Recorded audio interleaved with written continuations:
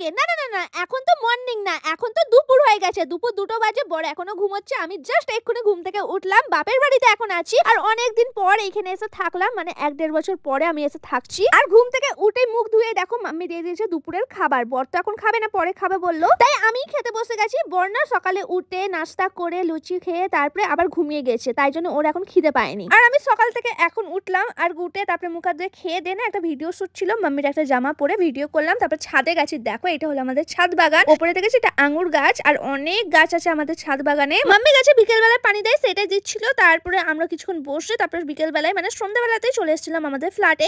Current ছিল না, তাই জন্য আমি চলে গিয়েছিলাম। তো এই দেখো কারেন্ট চলে এসছে, জলও চলে এসছে, আর একটা পার্সেল এসেছিল, সেটা নিয়ে এলাম নিচে থেকে। আর এই দেখো পার্সেলটা কি এসেছে, মশলাদানি। আমি ভেবেছিলাম কাঁচের আসবে, কিন্তু দেখে এটা কাঁচ লাগলো, এটা কিন্তু প্লাস্টিকের। আর তারপরে আসার সময় না স্মার্ট পয়েন্টে ঢুকেছিলাম কিছু কেনাকাটা করার জন্য, সেখান থেকে দই আর অনেক কিছু নিয়ে আসছিল, আর কিছু ডাব্বা নিয়ে আসছিল, সেগুলো নিলাম। আর রাতে যাতে আমাকে কিছু না করতে হয় তাই জন্য মাম্মি সুজি আর সঙ্গে মেথি শাকের পরোটা করে দিয়েছে, রাতে এটাই খাবো। তো